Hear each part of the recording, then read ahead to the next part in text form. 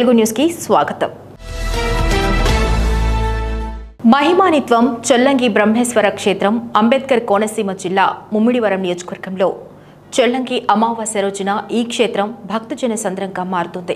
మిగతా రోజుల్లో ఈ క్షేత్రంలో దేవాలయాలు, పూజారి నివాసం తప్ప మరి ఏమీ అక్కడ ఉండవు. అంబేద్కర్ కోనసీమ జిల్లా కాటనికోన మండలం పల్లం గ్రామ పంచాయతీ పరిధిలోని బ్రహ్మ సమాజంలో ఈ వాతావరణం కనబడుతుంది. ప్రతి ఏటా ఇక్కడ చొల్లంగి అమావాస్య తీర్థం నిర్వహిస్తారు. ఈ క్షేత్రం దక్షిణ కాశీగా పేరుగాంచింది.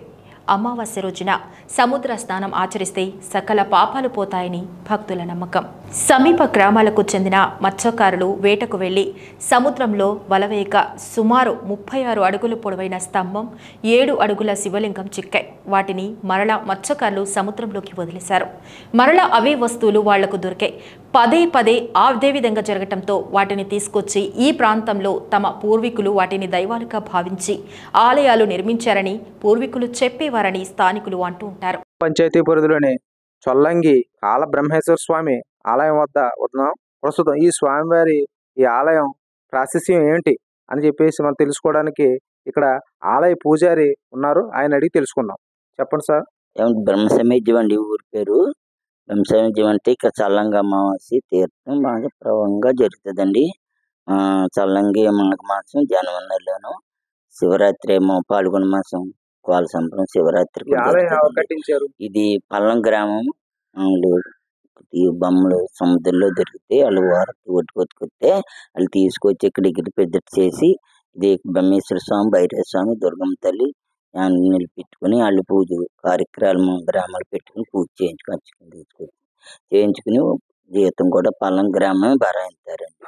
చల్లంగి శివరాత్రి కూడా ఉత్సవాలు కూడా వాళ్ళ గ్రామమే బరాయిస్తారండి. ఆలయ సమీపంలో 2 పాదముద్రలు ఉంటాయి. దీనికి సంబంధించి ఒక కథను కూడా ఉంది. సముద్రం ఉవ్వెత్తున లెగిచిపడి వస్తుండగా ఆగ్రహించిన కాలభైరవుడు చేయెత్తి ఆగమని శాసించే సమయంలో ఆయన పాదముద్రలు ఏర్పడ్డాయని చెబుతూ ఉంటారు. ఈ క్షేత్రంలో పార్వతీ సమేత బ్రహ్మేశ్వరుడు, కాలభైరవ స్వామి, కనకదుర్గ, సుబ్రహ్మణ్యేశ్వర స్వామి, వేణుగోపాల స్వామి, సప్త ఋషి స్తూపం, నంది విగ్రహాలు ఉన్నాయి. సంతాన ప్రాప్తి కలుగుతుంది. సంతానం లేని స్త్రీలు చొల్లంగి అమావాస్య రోజున ఈ ఆలయానికి వచ్చి ప్రత్యేక పూజలు నిర్వహిస్తూ ఉంటారు.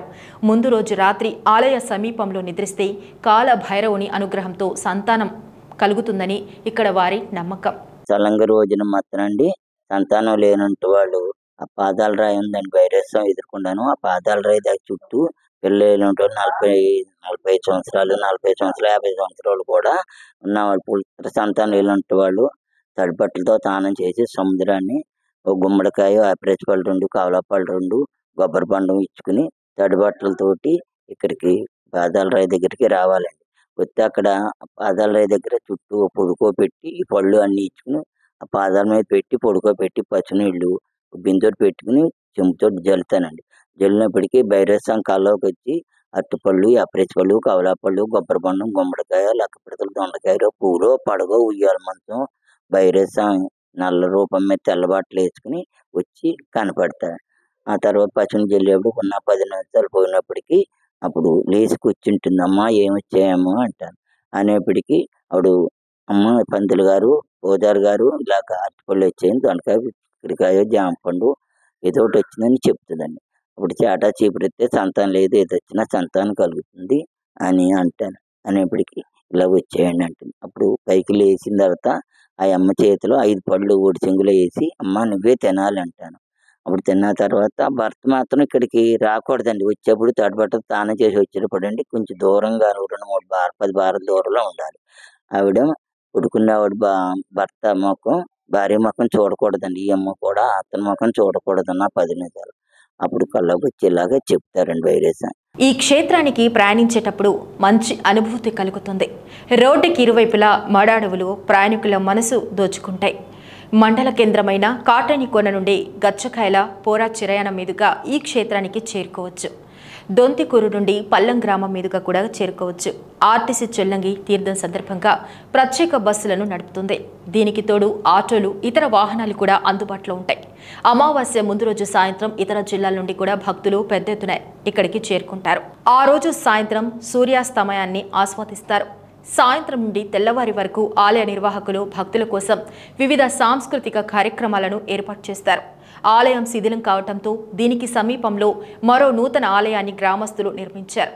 ఈ నెల 26, 27, 28 తేదీల్లో వివిధ సాంస్కృతిక కార్యక్రమాల నడుమ విగ్రహాలను ఏర్పాటు చేస్తామని పల్లం సర్పంచ్ మల్లాడి వీర బాబ్జీ తెలిపారు. ఈ నెల 8వ తేదీన సాయంత్రం భక్తులు ఇక్కడికి చేరుకుంటారని, 9వ తేదీన సముద్ర స్నానం ఆచరించి అనంతరం స్వామివారి దర్శనం చేసుకుంటారని ఆయన వివరించారు. ఇక్కడ ఈ ఆలయంలో సంతానం లేని స్త్రీలు ఎవరైతే ఉన్నారో వాళ్ళు వచ్చి ఇక్కడ నిద్ర చేసి స్వామివారిని స్మరించుకుంటే సంతాన ప్రాప్తి కలుగుతుందని చెప్పేసి ఆలయ అర్చకులు చెప్తున్నారు. చొల్లంగి రోజు ఇక్కడ ఇతర రాష్ట్రాల నుంచి కూడా భక్తులు పెద్ద ఎత్తున వచ్చి ఈ తీర్థంలో పాలు పంచుకుంటారు. కెమెరామెన్ అనిల్తో నాయుడు PS, APTS, ముమ్మడివరం నియోజకవర్గం నుండి. నమస్కారం.